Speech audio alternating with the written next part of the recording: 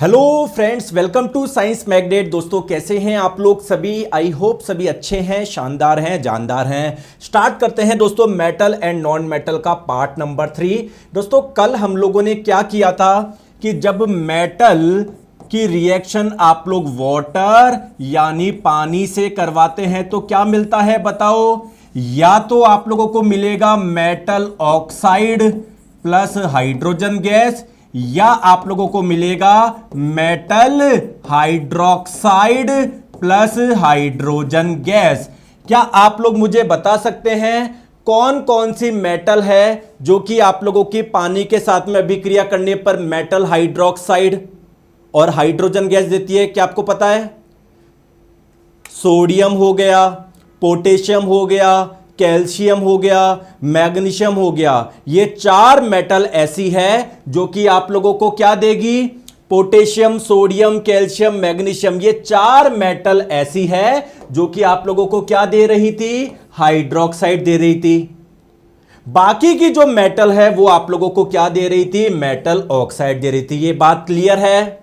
साथ में एक चीज मैंने आपको और बताई थी, ये जो ऊपर की तीन मेटल है ये ठंडे पानी से अभिक्रिया कर लेती है, लेकिन जो मैग्नीशियम है इसको गर्म पानी चाहिए। बाकी के जो मेटल है इनको स्टीम चाहिए। क्या ये बातें क्लियर थी या नहीं थी? बोलो हां या ना, बोलो हां या ना। यहां तक बातें क्लियर थी। अब थोड़ा सा आगे चलते हैं। दोस्तों होता क्या है, जैसे मान लीजिए ये पानी है, ठीक है, मान लीजिए पानी है। पानी में आप सोडियम डालते हो या पोटेशियम डालते हो, आगे बात समझ में, अभिक्रिया करवाने के लिए। तो दोस्तों एक्चुअली में सोडियम और पोटेशियम की डेंसिटी काफी कम होती है पानी के मुकाबले। तो सोडियम और पोटेशियम आप लोगों को कहां पर मिलेंगे? ये सतह पर आ जाएंगे। और दोस्तों ये पानी से इतनी तेजी से विक्रिया करते हैं कि ये तुरंत आप लोगों के किस में कन्वर्ट हो जाते हैं? किस में कन्वर्ट हो जाते हैं? सोडियम हाइड्रोक्साइड में कन्वर्ट हो जाते हैं, पोटेशियम हाइड्रोक्साइड में कन्वर्ट हो जाते हैं, ठीक है। लेकिन दोस्तों अगर हम लोग बात करें किसकी? कैल्शियम की। जैसे जब आप लोग पानी में कैल्शियम डालते हैं तो कैल्शियम भी ठंडे पानी से अभिक्रिया कर लेते हैं, लेकिन ये अभिक्रिया इतनी बहुत तेजी से नहीं होती, आराम आराम से होती है। क्लियर है? और आपकी जानकारी के लिए बता दूं, कैल्शियम की जो डेंसिटी होती है पानी से ज्यादा होती है।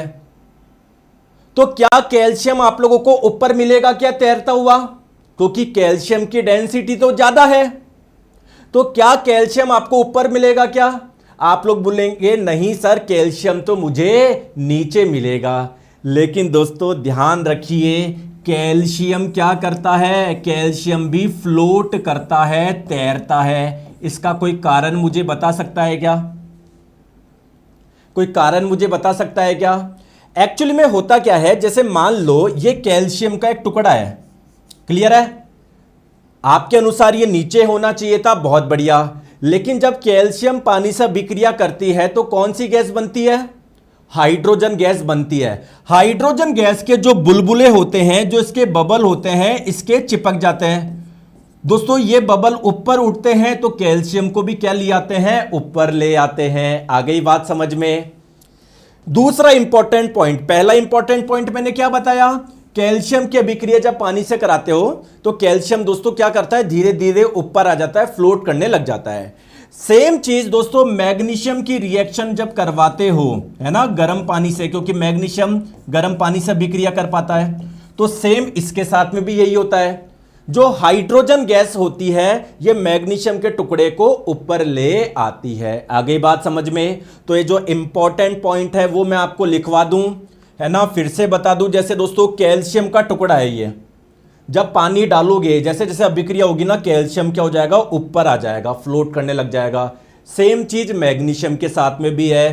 तो ये जो लाइन है वो मैंने यहां पर लिख दी है। जब कैल्शियम ठंडे पानी के साथ में अभिक्रिया करता है तो फ्लोट करता है, तैरता है, मतलब कैल्शियम ऊपर आ जाएगा। सेम दोस्तों जब मैग्नीशियम गर्म पानी के साथ में अभिक्रिया करेगा तो फ्लोट करेगा, ऊपर आ जाएगा। आपके मन में क्वेश्चन आएगा कि सर आयरन पानी के साथ, आयरन तो करता ही नहीं है पानी के साथ में अभिक्रिया, उसको वो तो स्टीम के साथ में करता है। आपके मन में क्वेश्चन आएगा सोडियम और पोटेशियम। दोस्तों सोडियम और पोटेशियम तो अपनी कम डेंसिटी की वजह से ऊपर रहते हैं और वो तुरंत ही आप लोगों के वो तो कुछ और में कन्वर्ट हो जाते हैं, इतनी तेजी से बिक्रिया होती है। बात यहां पर कैल्शियम और मैग्नीशियम को लेके हो रही है।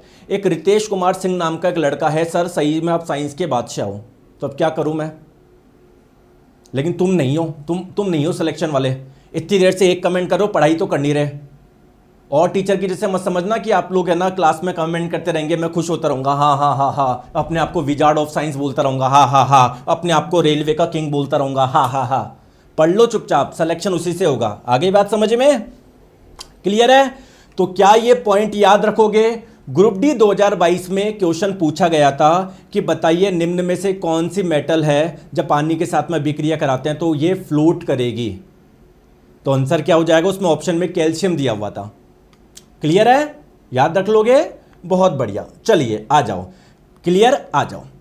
अब बात करते हैं दोस्तों मेटल की रिएक्शन ऑक्सीजन के साथ कराने पर क्या होता है, पढ़ चुके हैं। मेटल की रिएक्शन पानी के साथ में करवाने पर क्या होता है, ये भी हम लोग पढ़ चुके हैं। अब बात करेंगे मेटल की रिएक्शन एसिड से करवाएंगे तो क्या होगा। आप मुझे बताओ क्या होगा। हमने एसिड वाले चैप्टर में भी पढ़ा था। तो जब आप लोग किसी एसिड मतलब मेटल और एसिड की रिएक्शन करवाते हो तो क्या बनता है, एक तो सॉल्ट बनता है, साथ में यहां पर भी कौन सी गैस बनती है, हाइड्रोजन गैस बनती है। तो अगर आप लोग किसी मेटल की रिएक्शन डाइल्यूट एसिड से करवाते हो, एक तनु अम्ल से करवाते हो, ठीक है, तो आप लोगों अब आपके मन में क्वेश्चन आएगा कि सर पतला अम्ल क्यों ले रहे हैं, गाढ़ा अम्ल क्यों नहीं ले रहे। मैंने आपको पहले भी इसका आंसर दिया था, ठीक है, क्योंकि दोस्तों ये सेफ है ना। तो हम लोग बेसिकली मेटल की अगर एक्सपेरिमेंट करके देखना है तो तनु अम्ल से करवाना। तो जब मेटल की रिएक्शन तनु अम्ल से आप लोग करवाते हैं तो आप लोगों को क्या मिलता है, लवण मिलता है, साथ में हाइड्रोजन गैस मिलती है। क्लियर है क्या? क्लियर है क्या? ठीक है। अब बात आती है कि सर एक एग्जांपल बताओ, जैसे फॉर एग्जांपल पोटेशियम की रिएक्शन जब हम लोग HCl से करवाएंगे तब भी देखो हाइड्रोजन गैस निकल रही है और एक लवण बन रहा है। फॉर एग्जांपल सोडियम की रिएक्शन आप लोग HCl से करवा रहे हो, तनु HCl से, तब भी आप लोगों को हाइड्रोजन गैस मिल रही है और एक लवण मिल रहा है। फॉर एग्जांपल कैल्शियम की रिएक्शन आप लोग HCl से करवा रहे हो, तब भी आप लोगों को हाइड्रोजन गैस मिल रही है और एक लवण मिल रहा है। फॉर एग्जांपल मैग्नीशियम की रिएक्शन आप H2SO4 से करवा रहे हो, तब भी हाइड्रोजन गैस मिल रही है, एक सॉल्ट मिल रहा है। आप लोग दोस्तों जिंक की रिएक्शन करवाओगे H2SO4 से तो क्या मिलेगा, तब भी आप लोगों को हाइड्रोजन गैस मिलेगी, ठीक है, साथ में आप लोगों को एक सॉल्ट बनेगा जिंक सल्फेट, है ना। ये बात हम लोग कर चुके थे। दोस्तों मेरा क्वेश्चन ये है, अगर आप लोग ध्यान से देखोगे जनरली हम लोग HCl या H2SO4 से ही अभिक्रिया करवाते हैं, इन दो अम्ल से ही करवाते हैं।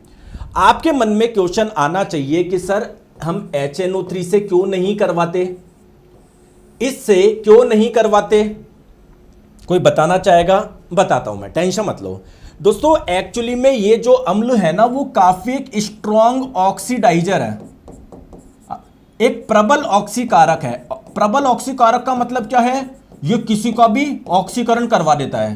तो एक्चुअली में अगर हम लोग HNO3 का यूज करेंगे तो क्या करता है, ये जो हाइड्रोजन गैस बनती है ना इसका ऑक्सीडेशन करवाता है, इसका ऑक्सीकरण करवा देता है और उसको किस में कन्वर्ट कर देता है, H2O में कन्वर्ट कर देता है। हाइड्रोजन गैस हम लोगों को मिल ही नहीं पाती। आगे बात समझ में? तो अगर एग्जाम में पूछा जाए कि HNO3 क्यों यूज नहीं करते तो आप लोग बोलोगे कि ये एक स्ट्रॉन्ग ऑक्सीडाइजिंग एजेंट है या एक स्ट्रॉन्ग ऑक्सीडाइजर है, एक प्रबल ऑक्सीकारक है। तो फिर क्या कर देगा ये, तो ये जो आप लोगों को हाइड्रोजन गैस मिली उसको H2O यानी पानी में कन्वर्ट कर देता है। दोस्तों दो मेटल ऐसी है अगर उसकी रिएक्शन हम लोग नाइट्रिक एसिड से करवाए तो हम लोगों को हाइड्रोजन गैस मिल जाती है, मतलब वो वाटर में कन्वर्ट नहीं होता। तो दो एक्सेप्शन आप लोग याद रखेंगे, एक तो है दोस्तों आप लोगों की मैग्नीशियम और एक है मैग्नीज। अगर इन दो मेटल की रिएक्शन बहुत पतले बहुत ज्यादा तनु नाइट्रिक एसिड अम्ल से करवाए तो आप लोगों को हाइड्रोजन गैस मिल जाएगी, ठीक है। तो चलिए दोस्तों देखते हैं किस किस को ये बात समझ में आई। कुछ क्वेश्चन करते हैं, बताओ धातुओं की अभिक्रिया अम्ल से करवाने पर क्या मिलता है, क्या मिलता है बताओ। तो सॉल्ट, एक तो लवण मिलता है, साथ में हाइड्रोजन गैस मिलती है। क्या मैं ऑप्शन नंबर सी पे टिक कर दूं? आगे बात समझ में, अच्छा दोस्तों, जो गैस निकल रही है वो हाइड्रोजन गैस है, इसको कैसे पहचानेंगे? क्या एक तरीका मैंने बताया था क्या? इसका तो कोई रंग भी नहीं होता कि हमको, मान लो फॉर एग्जांपल हाइड्रोजन गैस का रंग होता है लाल, तो अगर ये गैस लाल रंग की होती तो हम लोग अंदाजा लगा लेते अरे सर वो हाइड्रोजन गैस है। तो कैसे पता लगाए? हाइड्रोजन गैस काफी ज्वलनशील गैस है, लाइटर लेके आना, उसके पास में माचिस लेकर आना, पप पप पप पप पप ऐसे साउंड के साथ में ये जलती है ना?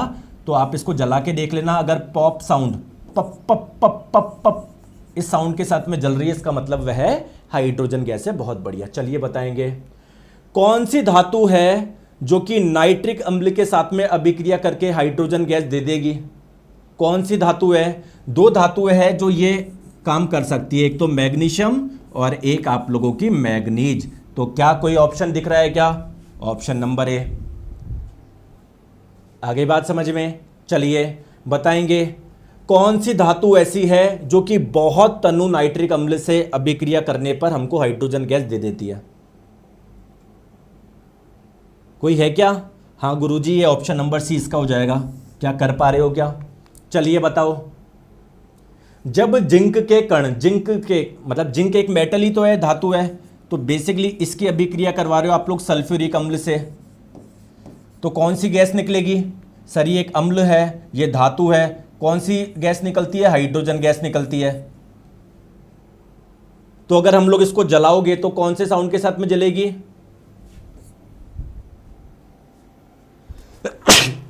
सॉरी, आ रहा है समझ में? आ रहा है नहीं आ रहा? चलो बताओ। कौन सी धातु तनु हाइड्रोक्लोरिक एसिड के प्रति अधिक अभिक्रियाशील है? तो देखो दोस्तों, मैंने आपको बताया था मेटल्स की रिएक्टिविटी अलग अलग होती है, तो कौन सी मेटल हाइड्रोक्लोरिक एसिड से तुरंत अभिक्रिया कर लेगी? कौन सी मेटल बहुत ज्यादा रिएक्टिव होती है बताओ? सबसे ऊपर नंबर पे आता है पोटेशियम, ऑप्शन में नहीं है। उसके नीचे आता है सोडियम, ऑप्शन में नहीं है। उसके नीचे आता है कैल्शियम, ऑप्शन में नहीं है। कैल्शियम के जस्ट नीचे आता है आप लोगों का मैग्नीशियम। तो क्या मैं इस पे टिक कर दूं? यार आप तो सारे सही आंसर दे रहे हो, आज क्या हो गया आप लोगों को? क्या बात है? क्लियर है? याद है दोस्तों? ये सीरीज याद है? बताया था ना, बहुत इंपॉर्टेंट है दोस्तों, ये सीरीज बहुत ज्यादा इंपॉर्टेंट है। ठीक है, चलिए बताओ कौन सी धातु अम्ल के साथ में न्यूनतम अभिक्रियाशील है, ज्यादा रिएक्टिव नहीं कर पाएगी, मतलब उसकी रिएक्टिविटी बहुत कम है? बताओ। पोटेशियम तो हो ही नहीं सकता, सोडियम तो हो ही नहीं सकता, कैल्शियम तो हो ही नहीं सकता, कैल्शियम के बाद में आता है मैग्नीशियम, वो भी नहीं हो सकता। मैग्नीशियम के बाद में आता है एल्यूमिनियम, वो भी नहीं हो सकता। एल्यूमिनियम से कम रिएक्टिव होती है जिंक, ये भी नहीं हो सकता। क्यों? क्योंकि जिंक से भी कम रिएक्टिव होती है आयरन। देखो, जिंक से भी कम रिएक्टिव होती है आयरन। क्या आयरन से भी नीचे कोई कम रिएक्टिव है क्या? हाँ गुरुजी, कॉपर तो उससे भी कम रिएक्टिव है। क्या बात है यार, आप तो सभी आंसर दे रहे हो। ऑप्शन नंबर डी बताओ।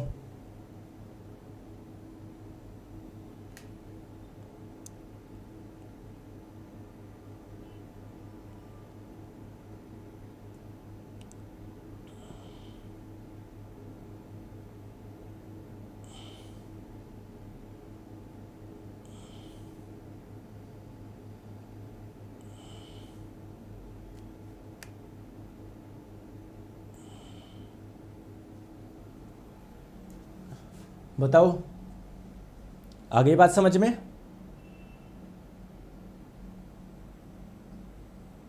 आगे बात समझ में? क्या बात है यार। चलो अब थोड़ा सा आगे चले, तो मेटल की रिएक्शन ऑक्सीजन से आपने करवा ली, क्या बात है सर। मेटल की रिएक्शन वाटर से करवा ली, क्या बात है सर। अब मेटल की रिएक्शन एसिड से भी करवा के देख ली, क्या बात है। अब दोस्तों एक चौथा पॉइंट मैंने और बताया था, याद हो तो, अगर आपको ध्यान हो तो, कि मेटल की रिएक्शन किसी और मेटल के सॉल्ट के सॉल्यूशन से करवाओगे तो क्या होगा? गुरुजी नहीं आया मुझे समझ में, कोई बात नहीं, आ जाओ। देखो दोस्तों, ये क्या है? क्या इसमें कोई मेटल दिख रही है क्या आपको? बताओ। कॉपर है, बहुत बढ़िया। दोस्तों क्या आपको इसमें कोई मेटल दिख रही है क्या? बताओ। हाँ गुरुजी दिख रही है, जिंक है। दोस्तों एक्चुअली में ये एक सॉल्ट है, एक लवण है, ये भी एक सॉल्ट है, एक लवण है। क्या मैं इसको मेटल का सॉल्ट बोल सकता हूं क्या? सर पहले क्लास पूरा करने के बाद रिवीजन करें, चैप्टर वाइज में पूरा करने के लिए लाइव आया हूं, प्लीज बोलो बोलो। क्या मैं इसको मेटल का एक सॉल्ट बोल सकता हूं क्या? धातु का एक लवण बोल सकता हूं क्या? बिल्कुल। दोस्तों अगर ये मैंने इसके आगे AQ लिख दिया, इसका मतलब क्या है? कॉपर सल्फेट को आपने पानी में घोल रखा है। क्या इसे कॉपर सल्फेट का जलीय विलयन बोल सकता हूं क्या? अगर इसके आगे मैंने AQ लिख दिया, इसका मतलब क्या है कि जिंक सल्फेट को आपने पानी में घोल रखा है। आगे बात समझ में? तो बेसिकली कॉपर सल्फेट का विलयन बोल दूं, इसको जिंक सल्फेट का विलयन बोल सकता हूं क्या? इसको कॉपर सल्फेट का विलयन, इसको जिंक सल्फेट का विलयन। अब दोस्तों फॉर एग्जाम्पल, दोस्तों आप ध्यान रखिए, कॉपर सल्फेट का ये जो विलयन होता है, जलीय विलयन, इसका रंग क्या होता है? नीला होता है, ब्लू होता है। ध्यान रखिएगा, बहुत बहुत बहुत ज्यादा इंपॉर्टेंट है। आगे बात समझ में? ठीक है। अब मेरे प्यारे दोस्तों, अगर मैंने आयरन की इसके साथ में अभिक्रिया करवाऊं तो क्या होगा? देखो, कॉपर SO4 के साथ में बैठा है, इसका मतलब SO4, कॉपर एक मेटल है, यानी मेटल को शायद प्यार है SO4 के साथ में। तो आयरन बोलेगा मैं भी मेटल हूं, मेरे को बैठना है SO4 के साथ में। क्या आयरन कॉपर से ज्यादा रिएक्टिव होता है क्या? हाँ। तो जब हम लोग इसमें आयरन डालेंगे, आयरन बोलेगा मैं बैठूंगा SO4 के साथ में, तू हट, तू साइड में हो जा। तो जो बेसिकली आपके पास में जो सॉल्यूशन पहले कॉपर सल्फेट का था, अब किसका बन गया? आयरन सल्फेट का। और दोस्तों इसका रंग क्या होता है? हरा होता है। तो कई बार एग्जाम में पूछा जाता है, नीले रंग का एक विलयन है कॉपर सल्फेट का, अगर हम लोग उसमें आयरन डाल देंगे तो अब सॉल्यूशन का रंग क्या हो जाएगा? हरा हो जाएगा। याद रख लोगे?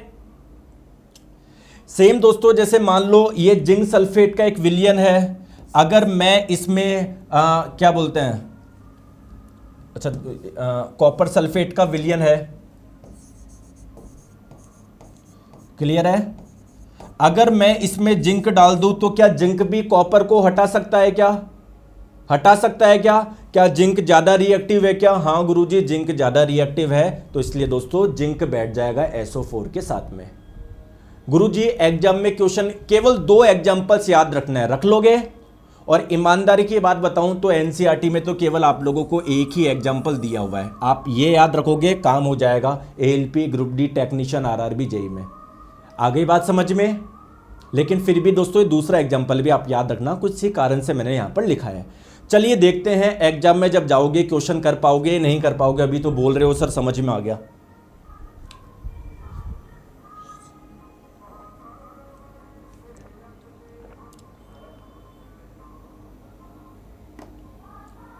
प्रमोद पहले अपना कोर्स पूरा करो, ठीक है?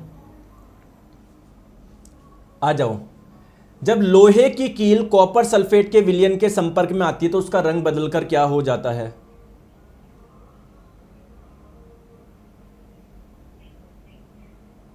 बताओ।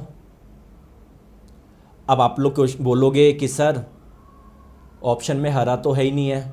दोस्तों आप लोगों से क्वेश्चन में ये नहीं पूछा जा रहा उस विलयन का रंग क्या हो जाता है, बोला जा रहा है जब लोहे की कील कॉपर सल्फेट के विलयन में आती है। देखो लोहा है, कॉपर सल्फेट है। अब दोस्तों जो बेसिकली जो मेटल था आपके पास में, लोहा था, अब वो बचा ही नहीं, क्या रह गया? कॉपर रह गया आपके पास में। वो जो कील थी, जो लोहा था, वो लोहा बचा ही नहीं, लोहा तो बेचारा ये विलयन में घुस गया। जो वो बचा है ना, जो कील थी, बेसिकली वो क्या बन गया? कॉपर बन गया। कॉपर का रंग क्या होता है? भूरा होता है। ये ध्यान रखा करो, कई बार हम लोग एग्जाम में गलती कर देते हैं। आपसे क्वेश्चन में ये नहीं पूछा जा रहा कि विलयन का रंग बदलकर क्या हो जाता है, वो बोला जा रहा है कील बेसिकली किस रंग की हो गई? कील। तो कील अब अब धातु वो रह गई, कॉपर रह गया वो। आगे बात समझ में? चलो आई होप आप लोगों को नहीं आया होगा समझ में। तो चलो इसका आंसर बताओ, रुको बताओ कौन सा कथन गलत है?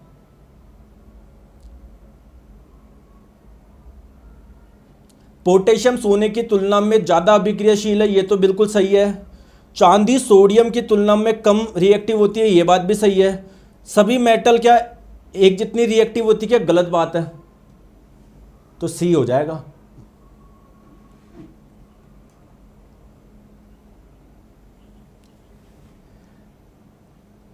कौन सा ज्यादा रिएक्टिव है और कौन सा कम रिएक्टिव है, बताइए, बताओ बताओ, चुनो,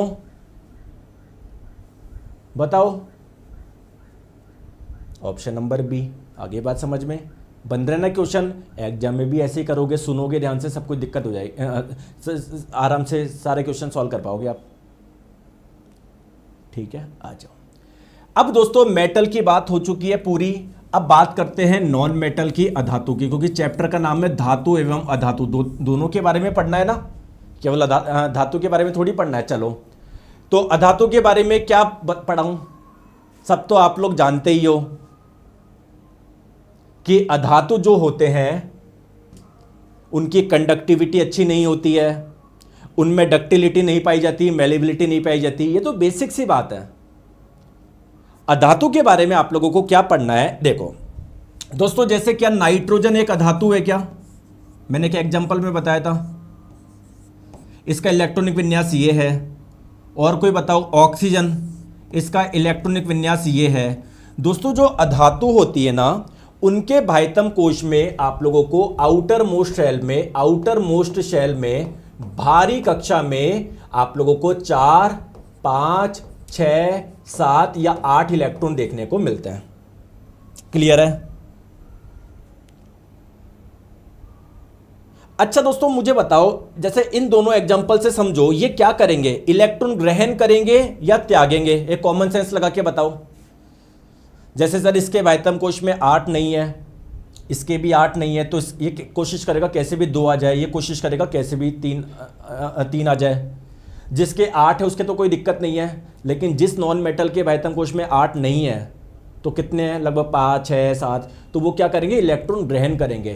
तो मेरे प्यारे दोस्तों, अधातु की जनरल टेंडेंसी क्या होती है? इलेक्ट्रॉन ग्रहण करने की होती है। और जब कोई इलेक्ट्रॉन ग्रहण करेगा उस पर कैसा चार्ज आता है? नेगेटिव चार्ज आते हैं। तो ध्यान रखेंगे दोस्तों, अधातु जो होते हैं ना, वो इलेक्ट्रॉन ग्रहण करते हैं, और इलेक्ट्रॉन ग्रहण करके वो क्या बनाते हैं? ऋणायन बनाते हैं। दूसरी बात, इनमें धातु की कोई विशेषता नहीं पाई जाती, ना डक्टिलिटी ना मेलेबिलिटी, कुछ भी नहीं। ठीक है। तीसरी बात कि इनमें क्या टेंडेंसी होती है? इलेक्ट्रॉन ग्रहण करने की, वही बात जो मैंने भी आप लोगों को बताई। क्लियर है? ठीक है। मेन हम लोगों को बात करनी है कि सर अधातु की रासायनिक गुण। रासायनिक गुण का मतलब क्या है? या अलग अलग पदार्थ से अभिक्रिया करने पर क्या देंगे, पानी के साथ में अभिक्रिया करने पर क्या देंगे, तो बात करें। और दोस्तों मजे की बात यह है कि आप लोगों को यहां पर कुछ भी याद करने की आवश्यकता नहीं है। क्यों सर? चलो, पहली चीज क्वेश्चन ये आता है कि अधातु पानी के साथ में अभिक्रिया करने पर क्या देता है। जैसे धातु क्या दे रहा था पानी के साथ में अभिक्रिया करने पर? Metal oxide plus hydrogen gas. कुछ मेटल थी जो कि मेटल हाइड्रोक्साइड दे रही थी। दोस्तों यहां पर आप लोगों को याद करने की कोई आवश्यकता नहीं है, क्योंकि अधातु पानी के साथ में अभिक्रिया करते ही नहीं है। आ गई बात समझ में? तो मेरे प्यारे दोस्तों, जो नॉन मेटल होते हैं, अधातु होते हैं, वो पानी से अभिक्रिया नहीं करते हैं। लेकिन जो नॉन मेटल के ऑक्साइड होते हैं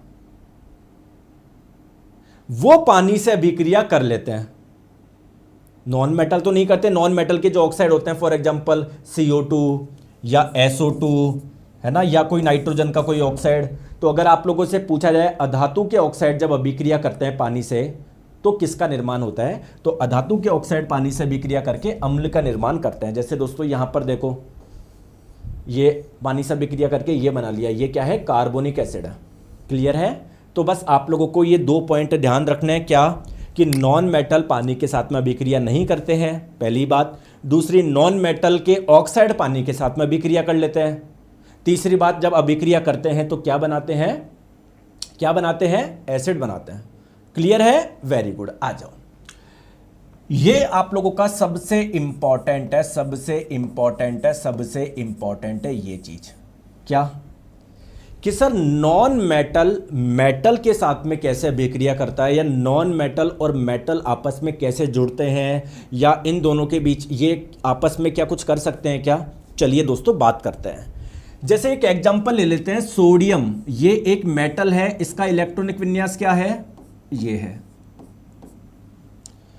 दोस्तों क्लोरीन एक नॉन मेटल है, अधातु है, इसका इलेक्ट्रॉनिक विन्यास क्या है, ये है। क्या ये दोनों आपस में जुड़ सकते हैं क्या।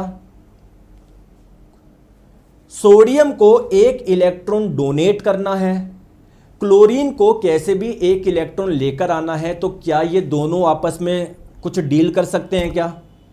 सोडियम बोलेगा क्लोरीन को कि क्लोरीन भाई मैं आपको एक इलेक्ट्रॉन दे देता हूं, क्लोरीन बोलेगा तो बहुत अच्छी बात है। तो सोडियम एक इलेक्ट्रॉन डोनेट करके क्या बनाएगा, Na+ बनाएगा, क्लोरीन एक इलेक्ट्रॉन को ग्रहण करके Cl- बनाएगा। बेसिकली इस पे पॉजिटिव चार्ज है, इस पे नेगेटिव चार्ज है। क्या पॉजिटिव चार्ज नेगेटिव चार्ज आपस में एक दूसरे को आकर्षित करते हैं क्या, करते हैं क्या। तो ये आपस में एक दूसरे को एक बंध बना लेंगे, एक बॉन्डिंग बना लेंगे कि भाई दोनों अपन साथ साथ में रहेंगे। तो इस बॉन्ड को बोलते हैं आयनिक बॉन्ड, आयनिक बंध। मैंने बताया था ना, आगे मैं पढ़ाऊंगा आयनिक बंध के बारे में। तो ये रहा आयनिक बंध। तो अगर एग्जाम में पूछा जाए आयनिक बंध कैसे बनता है, तो आप लोग क्या बोलोगे, यह बंध बनता है इलेक्ट्रॉन्स के ट्रांसफर से। ट्रांसफर का मतलब एक डोनेट करेगा और एक ग्रहण करेगा। आगे बात समझ में, आगे बात समझ में मैं क्या बोलना चाह रहा हूं। और दोस्तों ये बॉन्ड आपको कहां पर देखने को मिलेगा, मेटल एंड नॉन मेटल के बीच में, क्योंकि मेटल्स इलेक्ट्रॉन डोनेट करते हैं, नॉन मेटल ग्रहण करते हैं। तो ये मेटल एंड नॉन मेटल के बीच में देखने को मिलेगा। दोस्तों क्वेश्चन ये है, अगर मैं पूछूं H2O में हाइड्रोजन और ऑक्सीजन के बीच में क्या आयनिक बॉन्ड है क्या, है क्या, नहीं। क्यों, क्योंकि हाइड्रोजन एक नॉन मेटल है, ऑक्सीजन भी नॉन मेटल है। नॉन मेटल के बीच में नहीं होता आयनिक बॉन्ड, किसके बीच में होता है, मेटल और नॉन मेटल के बीच में। दोस्तों मैंने आपसे क्वेश्चन पूछा कि पोटेशियम क्लोराइड नाम का एक यौगिक है, क्या पोटेशियम और क्लोरीन के बीच में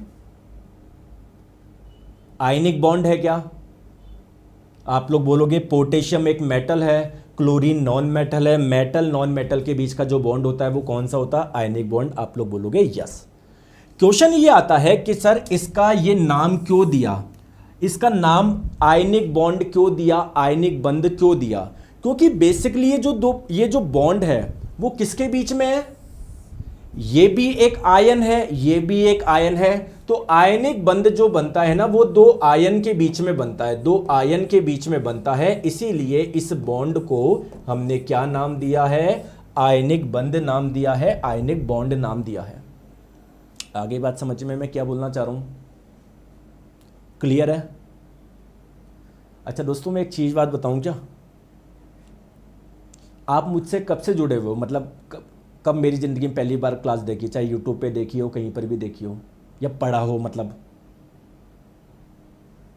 कुछ बच्चों को तो बेचारों को पता ही नहीं था, इसी साल जुड़े हैं, वो जनवरी में जुड़े हैं, जब पिछले साल कहीं से कटवा चुके थे वो अपना रील्स वगैरह देख के कहीं पर समझ लिया यही मास्टर बढ़िया है, हैं?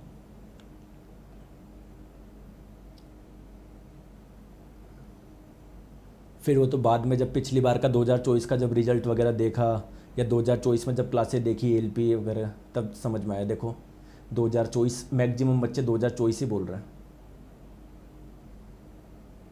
तो इससे पहले कहाँ पढ़ते थे आप, हैं?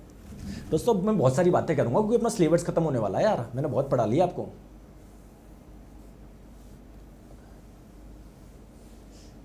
दोस्तों एक्चुअली मैं बताऊँ चक्कर क्या है,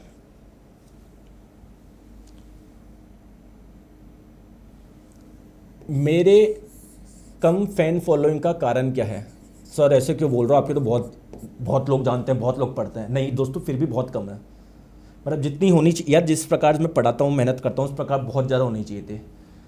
कारण ये है कि मेरी सोशल मीडिया प्रेजेंस बिल्कुल जीरो है। आप देखोगे मैं कोई रील वगैरह कुछ नहीं बनाता, अगर रील बनाता हूँ तो शॉर्ट्स की बनाता हूँ, सॉरी क्वेश्चंस की बनाता हूँ, मैं क्वेश्चन सॉल्व करते हुए। ये मैं ना मैं कहीं पर अगर कुछ बांटने जा रहा हूँ, कुछ खिला रहा हूँ किसी को, तो मैं उसकी रील भी नहीं डालता पीछे वो लगा के, फिर बच्चे कमेंट करे अरे सर ये आप तो सर बहुत दानी आदमी हो।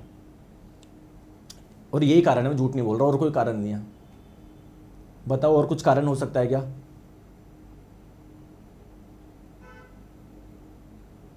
अरे ऐसे तो खूब जानते हैं, वैसे फिर भी मैं जो एक होनी, क्योंकि आजकल यार ये बहुत वो है, और चक्कर ये है कि ये मेरा कैरेक्टर है ही नहीं ऐसा में, मतलब मैं बहुत प्रोफेशनल हूँ, मतलब बस पढ़ाना, ठीक है। लेकिन दोस्तों उसका अब एक, ये तो मैंने नेगेटिव बता दिया, अब एक पॉजिटिव बता दूँ, पॉजिटिव ये है,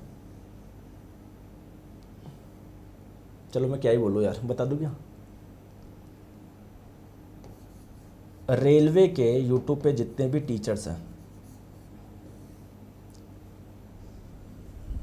नीरज सर का साइंस का कोर्स पूरे भारत में सबसे ज़्यादा बिकता है।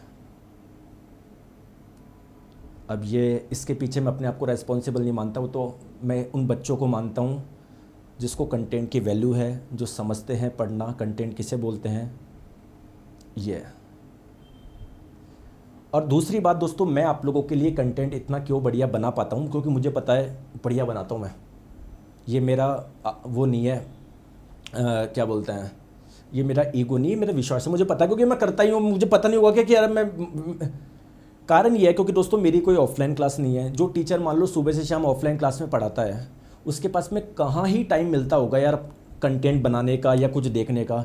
अगर मैं भी दोस्तों उसी टाइप का होता, और उसमें कोई बुराई नहीं है यार, देखो मैं भी तो ये होता, क्लास से पहले 10 मिनट पहले कोई कंटेंट वाला आता कि सर आज ये 25 क्वेश्चन ये करा दो, आज ये 30 क्वेश्चन ये करा दो, सर आज ये करा दो, सर आज वो करा दो, क्योंकि टाइम ही नहीं मिलता। टीचर की गलती नहीं है, कहाँ टाइम मिलेगा आप मुझे बताओ? सुबह से शाम बेचारा ऑफलाइन क्लास में लगा हुआ है, कहाँ से टाइम मिलेगा आप मुझे बताओ? टीचर की गलती नहीं है। लेकिन मेरे को ये था कि नहीं, मैं रोज़ अपने आप में इंप्रूवमेंट करूँ, रोज़ बच्चों को नया कंटेंट दूँ, मेरे को मज़ा आता है, मैं सेम पढ़ाया नहीं जाता मेरे से। क्लियर है? तो ये इसलिए मैं आप लोगों के लिए समय निकाल पाता हूं कंटेंट के लिए। चलो आ जाओ, ये बात समझ में आ गई। अब दोस्तों जैसे मान लो इसको हमने एक नाम दिया था, जब मैंने आपको परमाणु एवं अणु नाम दिया था, इस वाले आयन को क्या नाम दिया था? सोडियम आयन, या सिंपल इसको सोडियम भी बोल सकते हैं, आप देखना। और दोस्तों इस वाले को क्या नाम दिया था? इसका नाम था क्लोराइड। तो कहीं ना कहीं सोडियम और क्लोराइड आपस में जुड़े हुए हैं। ये वाले आयन का नाम है सोडियम, इस वाले आयन का नाम है क्लोराइड, तो इसका नाम क्या हो जाएगा? सोडियम क्लोराइड हो जाएगा। आगे बात समझ में आ गई? बोलो यस और नो। ठीक है। अब दोस्तों इस जो खाने में नमक खाते हैं बेसिकली वो सोडियम क्लोराइड ही होता है। अब आप मुझे बताओ, अब ध्यान से आप लोग समझो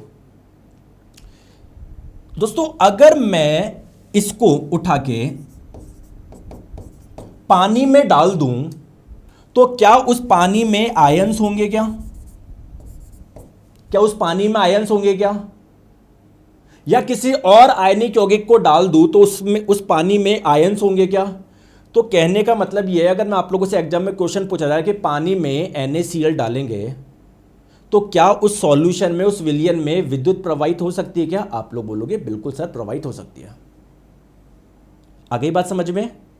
अब या मैं बोलूं कि किसी आयनिक यौगिक को जब मैं पानी में डालूं, आयनिक यौगिक किसको बोलते हैं? ऐसा यौगिक जिसमें आयनिक बंध होता है।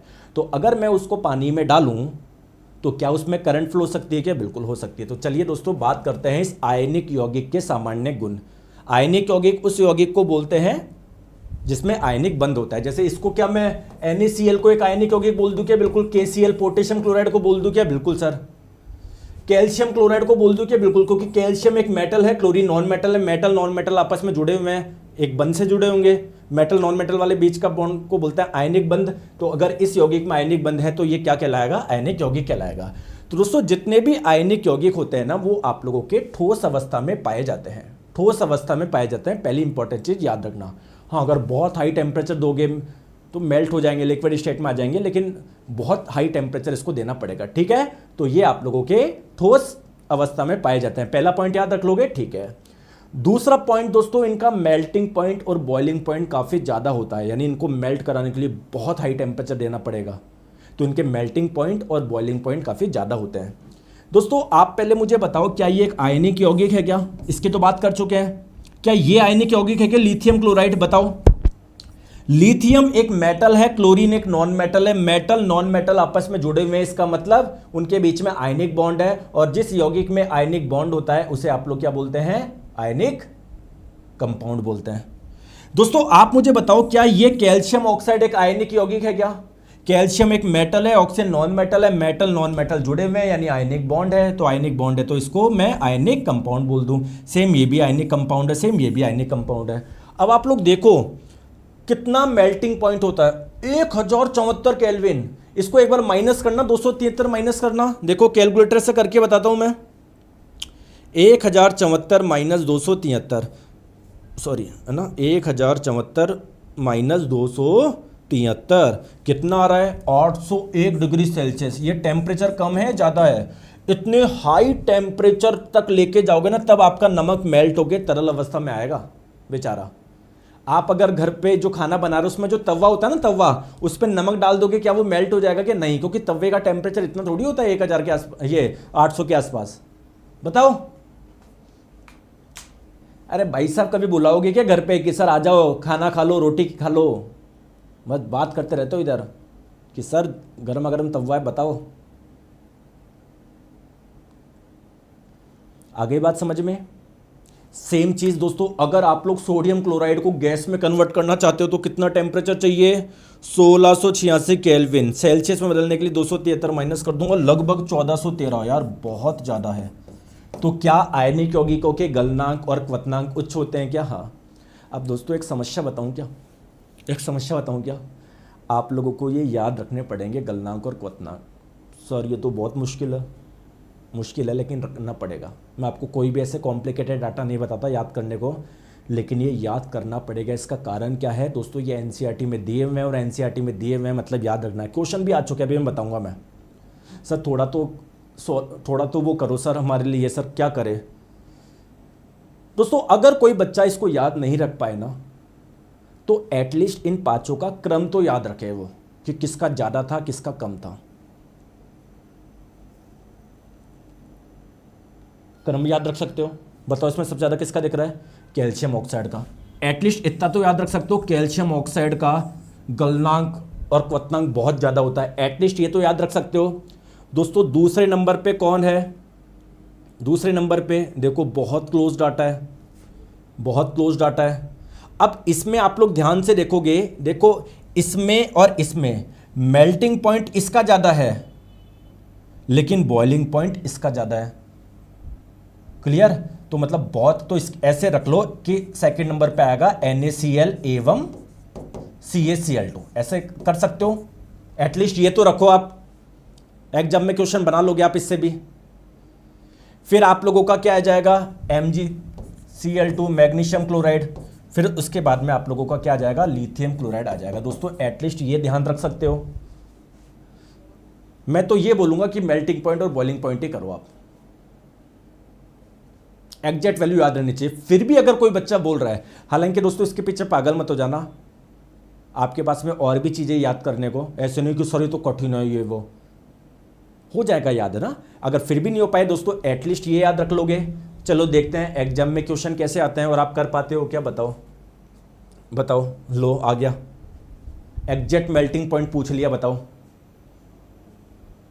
अब कोई बच्चे को अगर क्रम याद है कि यार कैल्शियम ऑक्साइड का सबसे ज्यादा था, सर ने जो 5 एग्जाम्पल दिए हुए थे ना आयनिक यौगिकों के, जो 5 एग्जाम्पल दिए हुए थे ना, उसमें सर ने बताया था कैल्शियम ऑक्साइड का सबसे ज्यादा था।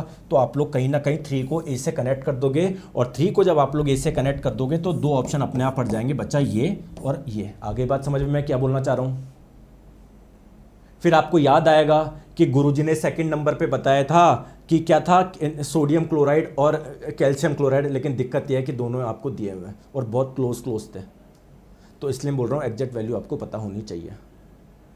क्या है? सोडियम क्लोराइड की एग्जैक्ट वैल्यू मेल्टिंग पॉइंट 1074 है। और दोस्तों केल्विन में ही याद रखना, सेल्सियस में आप चेंज कर सकते हो बाई चांस अगर पूछ ले तो। पहला 99% चांस ये है कि अगर आएगा तो केल्विन में ही देगा। क्लियर है, क्योंकि दोस्तों सीधे एनसीईआरटी में केल्विन में दी गई है। तो सोडियम क्लोराइड का 1074 होता है, तो 1 आप लोगों का बी से कनेक्ट हो जाएगा, ऑप्शन नंबर डी हो जाएगा। आ रही है बात समझ में मैं क्या बोलना चाह रहा हूं? क्लियर है। चलिए दोस्तों अब आगे चलते हैं और बात करते हैं आयनिक यौगिकों के और गुण बताओ।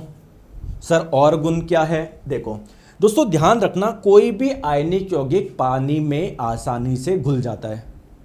तो अगर एग्जाम में क्वेश्चन आए कि ये पानी में घुल जाएगा क्या? घुल जाएगा। एग्जाम में पूछा जाए ये कैल्शियम क्लोराइड पानी में घुल जाएगा क्या? घुल जाएगा। अगर एग्जाम में पूछा जाए कुछ और है ना, कोई भी आयनिक यौगिक क्या पानी में घुल जाएगा क्या? घुल जाएगा। तो दोस्तों ध्यान रखना, जो आयनिक यौगिक होते हैं वह पानी में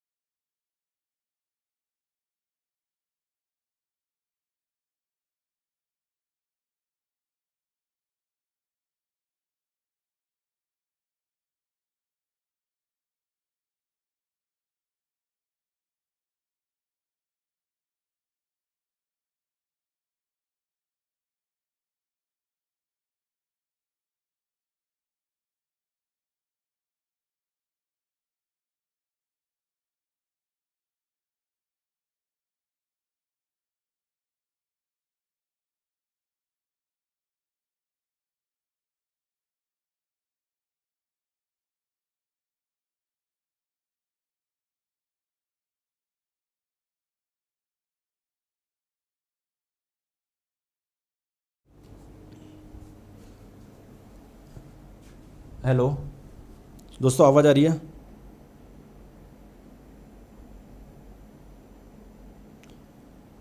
आ रही है? सॉरी है ना, एक कॉल आ गया था।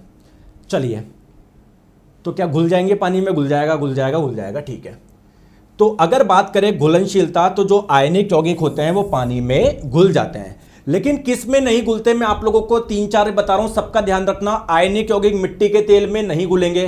तो एग्जाम में पूछ लिया जाए नमक पानी इसमें मिट्टी के तेल में घुल जाएगा क्या? मना कर देना। जो आयनिक यौगिक होते हैं पेट्रोल में नहीं घुलते, तो अगर पूछा जाए क्या नमक आपका पेट्रोल में घुल जाएगा क्या? मना कर देना। दोस्तों क्या ये 2 एग्जाम्पल याद रख लोगे क्या कि किस में नहीं घुलते आयनिक यौगिक? कोई दिक्कत है? नहीं है सर। चलिए चौथी बात दोस्तों, इनके जलीय विलयन में, मतलब आयनिक यौगिक को जब पानी में घोल देंगे तो इसमें से करंट जब पास करेंगे तो क्या करंट आराम से पास हो जाएगी क्या? बिल्कुल हो जाएगी। तो ये विद्युत के अच्छे चालक होते हैं। आगे बात समझ में? सर पानी में जल्दी घुल जाता है, लेकिन मेल्टिंग पॉइंट 1074 क्यों है? ये समझ नहीं आया। अरे घुलने का मतलब ये थोड़ी है कि वो लिक्विड स्टेट में आ गया। अरे यार, एक बच्चा क्वेश्चन पूछ रहा है कि सर जो नमक है उसका मेल्टिंग पॉइंट इतना है, पानी में घुल गया, तो सर कैसे घुल गया? इसको तो इतना हाई टेम्परेचर चाहिए। इसको हाई टेम्परेचर चाहिए तरल अवस्था में आने के लिए, लेकिन जो पानी में घुला रहा तो ये ठोस अवस्था में ना, इसका साइज छोटा छोटा हो गया, पानी के कणों के बीच में समाहित हो गया, तरल थोड़ी हुआ। अरे यार बात समझ में आई नहीं आई? ठीक है ठीक है, चलो दोस्तों कुछ क्वेश्चंस करते हैं, आ जाओ बताओ कौन सा कथन सत्य है? आराम से करो। आयनिक यौगिकों में इलेक्ट्रॉनों का जो ट्रांसफर होता है वो अधातु से अधातु में होता है। अधातु से धातु में होता है कि नहीं? धातु से धातु में होता है। गलत है, धातु से धातु में होता है। बिल्कुल सही बात है। क्लियर है? तो करेक्ट आंसर आपका क्या हो जाएगा? ऑप्शन नंबर बी हो जाएगा। कौन सा यौगिक विद्युत का संचालन कर सकता है? और जलीय इसमें आना चाहिए, इनमें कौन सा यौगिक विद्युत का संचालन कर सकता है, कौन सा यौगिक या कौन सा जैसे भाई सोडियम क्लोराइड कर सकता है लेकिन ठोस अवस्था में नहीं, जलीय अवस्था में, मतलब उसको पानी में डालोगे तब उस विलयन में से फ्लो हो सकता है, ठीक है। ऐसा नहीं नमक में से आप करंट दोगे तो करंट फ्लो हो जाएगी, नहीं, नमक में नहीं होगी, नमक को पानी में घोलोगे तो उस विलयन में होगी, ठीक है। चलिए आ जाओ आगे, बात समझ में। नेक्स्ट बात करते हैं दोस्तों, सारी बातें हो चुकी, अब बात करते हैं कि मेटल हम लोगों को मिलता कहाँ से है। दोस्तों मेटल चाहिए क्यों, पहले मुझे बताओ। जैसे फॉर एग्जांपल एल्यूमिनियम क्यों चाहिए सर, एल्यूमिनियम के बर्तन बनाए जाते हैं। कॉपर क्यों चाहिए सर, कॉपर के तार बनाए जाते हैं। लोहा क्यों चाहिए, लोहे के दरवाजे बनाए जाते हैं, खिड़की बनाई जाती है, ठीक है। गोल्ड क्यों चाहिए सर, गोल्ड में उसकी चैन पहनूंगा सर, तभी तो मैं सर शो ऑफ कर पाऊंगा। आगे बात समझ में, और बताओ और कुछ चाहिए क्या, सारे मेटल चाहिए, सबके अपने अपने यूजेस होते हैं, ठीक है। तो सर उन मेटल की प्राप्ति कैसे करेंगे, तो देखिए दोस्तों, अगर हम लोग बात करी जाए, मेटल हम लोगों को मिलते हैं कहां पर है, अर्थ के क्रस्ट से मिलते हैं। कहां पर मिलते हैं, अर्थ के क्रस्ट में। सर ये क्रस्ट क्या होता है, ये रही हमारी पृथ्वी। दोस्तों पृथ्वी के ये जो सबसे आउटर लेयर होते हैं उसे आप लोग बोलते हैं क्रस्ट यानी भूपरपटी। तो जब इसकी खुदाई करोगे तो सर आपको मेटल मिलेगा। अब आपके मन में क्वेश्चन आएगा कि सर मैं खुदाई करना स्टार्ट कर दूं मेटल मिल जाएगा क्या, अरे हर जगह नहीं मिलता, कहीं कहीं जगह ही मिलता है। और जब आप लोग खुदाई करोगे, जैसे फॉर एग्जांपल आपको कैल्शियम चाहिए, आपने खुदाई स्टार्ट कर दिया, तो आपको क्या लगता है कैल्शियम के अंदर वो पड़े होंगे क्या, खुदाई करोगे आप लोगों को चट्टानें मिलेगी, चट्टानें मिलेगी, पत्थर मिलेंगे बड़े बड़े, तो पत्थर आपको मिलेंगे कैल्शियम कार्बोनेट के मिलेंगे, कैल्शियम सल्फेट के मिलेंगे। क्लियर है, आगे बात समझ में।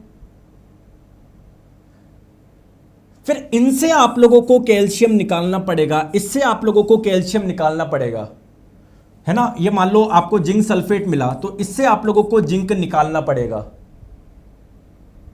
समझ आ रहा है मैं क्या बोलना चाह रहा हूं, बोलो।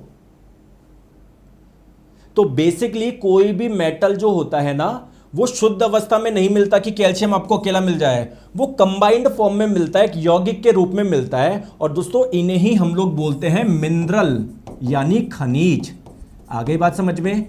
दोस्तों कोई कोई मेटल है जो कि शुद्ध अवस्था में मिल जाता है।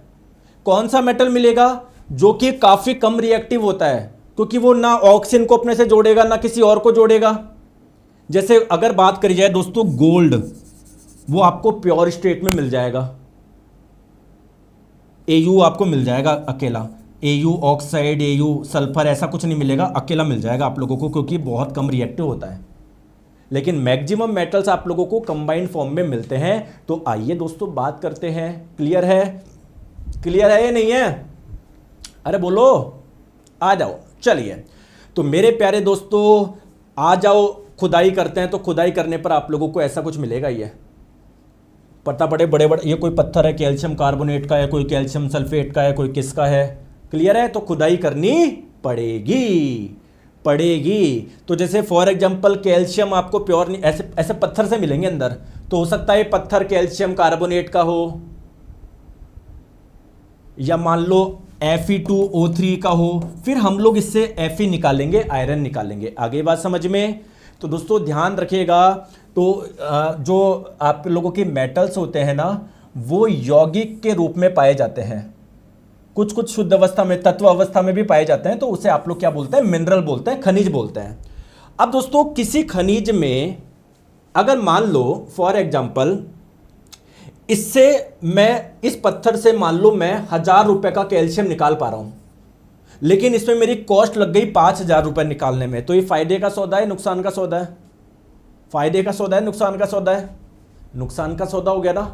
तो ऐसे आपके मिनरल, ऐसे खनिज जिनसे मेटल आसानी से निकाला जा सकता है, उसमें कॉस्ट ज्यादा नहीं आए, तो ऐसे मिनरल को ही हम लोग क्या बोल देते हैं, और बोल देते हैं दोस्तों ऐसे मिनरल, यानी ऐसे खनिज जिनसे मेटल निकालना आसान हो और फायदे का सौदा हो, तो उसे ही हम लोग और यानी अयस्क बोलते हैं। क्लियर है क्या? तो कुछ स्थानों पर खनिजों में बहुत अधिक धातु पाई जाती है, कहीं पर कम पाई जाती है। तो अगर धातु को निकालना हमारे लिए लाभदायक हो तो ऐसे मिनरल को हम लोग और यानी अयस्क बोलेंगे। आई बात समझ में? आगे बात समझ में? क्लियर है क्या? चुन्ना लाल, चुन्ना जी क्लियर है? आ जाओ। क्लियर है? आ जाओ। तो ऐसे मिनरल्स को हम लोग और यानी अयस्क बोलेंगे। दोस्तों क्या मैं बोल सकता हूं क्या कि जितने भी अयस्क है वो सारे मिनरल है, लेकिन जितने भी मिनरल्स है वो सारे अयस्क नहीं है, क्योंकि उन्हीं मिनरल्स को अयस्क बोलेंगे और बोलेंगे जिनसे हम लोग मेटल निकाल पा रहे हैं, आसानी से निकाल पा रहे हैं। बोलो यस और नो। क्लियर है? ठीक है, आगे बात समझ में? तो दोस्तों कुछ कुछ मेटल्स तो होते हैं जो कि हम लोगों को शुद्ध अवस्था में भी मिल जाते हैं, और कुछ मेटल्स, मैक्सिमम जितने भी मेटल्स होते हैं वो कंबाइंड स्टेट में मिलते हैं, यौगिक के रूप में मिलते हैं। तो दोस्तों कुछ मेटल जो कि बहुत कम रिएक्टिव होते हैं वो शुद्ध अवस्था में मिल जाते हैं। जैसे कौन कौन से मिल जाते हैं? गोल्ड आप लोगों को मिल जाता है, सिल्वर भी मिल जाता है, प्लेटिनम भी मिल जाता है, कॉपर भी मिल जाता है। अब दोस्तों कॉपर और जो सिल्वर होते हैं ना, उनकी रिएक्टिविटी कम तो होती है लेकिन इतनी कम नहीं होती, तो कई बार वो कंबाइंड फॉर्म में भी मिल जाते हैं। ये दोनों आपके ऐसे हैं कि फ्री स्टेट में भी मिल जाते हैं एंड एवं कंबाइंड फॉर्म में भी मिल जाते हैं, कंबाइंड फॉर्म में भी मिल जाते हैं, मुक्त अवस्था में भी मिल जाते हैं और आप लोगों के कंबाइंड फॉर्म में भी मिल जाते हैं, यौगिक के रूप में भी मिल जाते हैं। कहानी क्लियर है? बात समझ में आ गई? चलिए दोस्तों क्वेश्चन का आंसर बताइए। कौन सी धातु मुक्त अवस्था में पाई जाती है? मुक्त अवस्था में मिल जाएगी आपको। सोडियम तो बहुत रिएक्टिव है, ये कैसे मिलेगा? फ्री है तो किसी ना किसी को जोड़ चुका होगा अपने से। क्या गोल्ड मिल सकता है क्या? बोलो।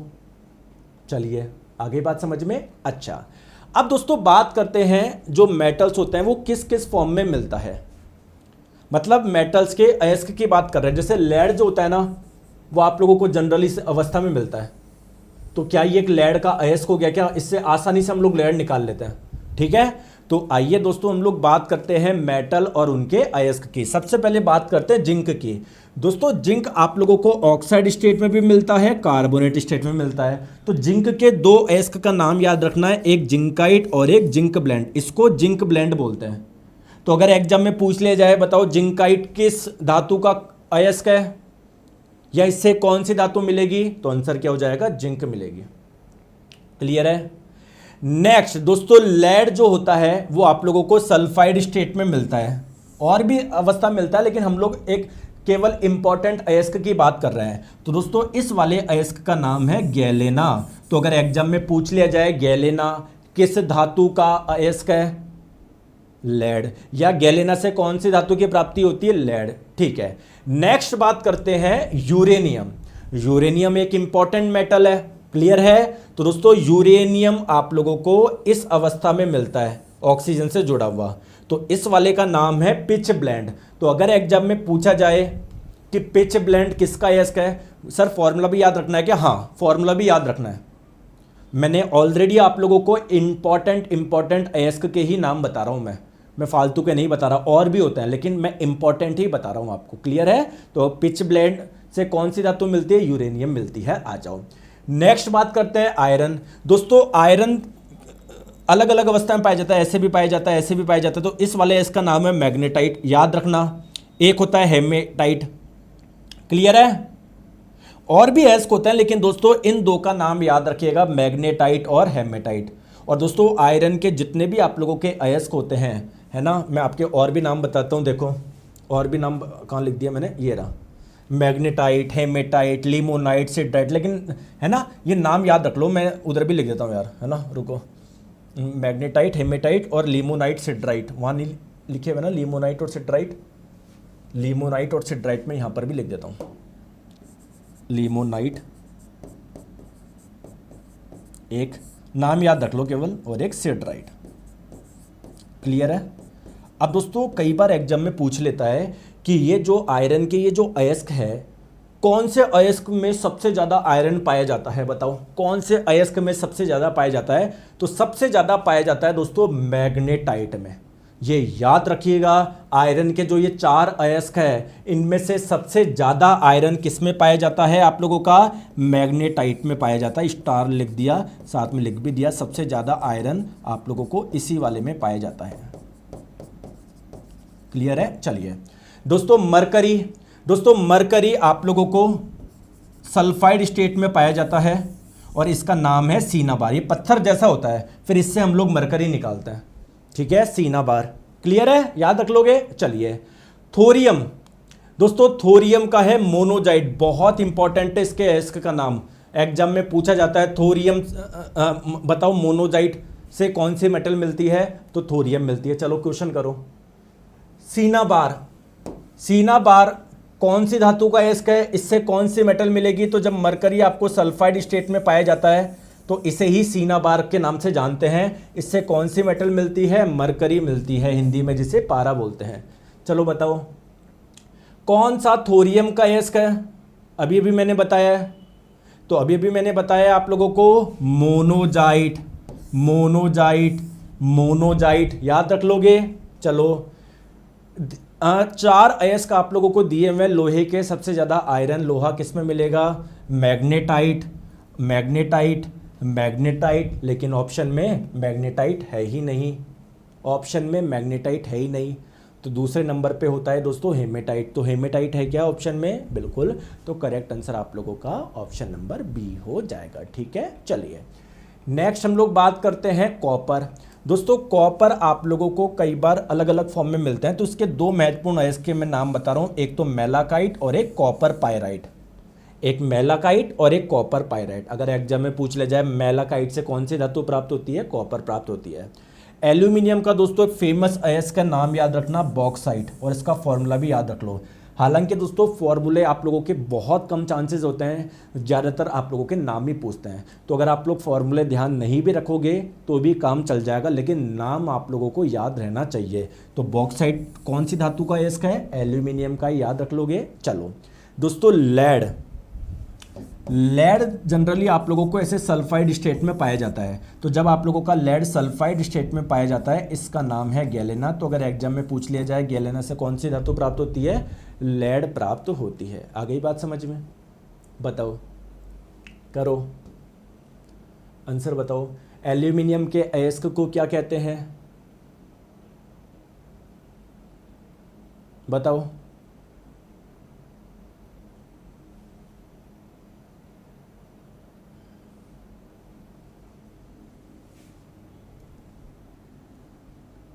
बताओ, मैंने बताया था ना बॉक्साइट इसका अयस्क है। कौन सा तांबे का अयस्क है? कॉपर का अयस्क कौन सा है? बताओ इसमें से। बताया था कि मैंने मेलाकाइट है ना। तो नाम याद रखो, फॉर्मूले मत रखो, नहीं रखोगे तब भी कोई दिक्कत नहीं है। सीसा, लेड का अयस्क कौन सा है? बताओ। गैलेना है। आगे बात समझ में? क्लियर है? चलिए अब दोस्तों, कल हमारी लास्ट क्लास है इस चैप्टर की, जिसमें हम लोग बात करेंगे कि फॉर एग्जाम्पल जैसे मान लो ये लेड का एक अयस्क है, मान लो ये गैलेना है, तो इससे मैं लेड कैसे निकालूं? अगर दोस्तों ये पिच ब्लेंड है तो इससे मैं यूरेनियम कैसे निकालूं? बात समझ में आ रहा है मैं क्या बोलना चाह रहा हूं? बात समझ में आ रही है मैं क्या बोलना चाह रहा हूं? ठीक है, तो ये कल हम लोग बात करेंगे और कल अपना ये जो चैप्टर है पूरा कंप्लीट हो जाएगा। Thank you so much, take care, bye bye, अपना ध्यान रखिए, बाय बाय।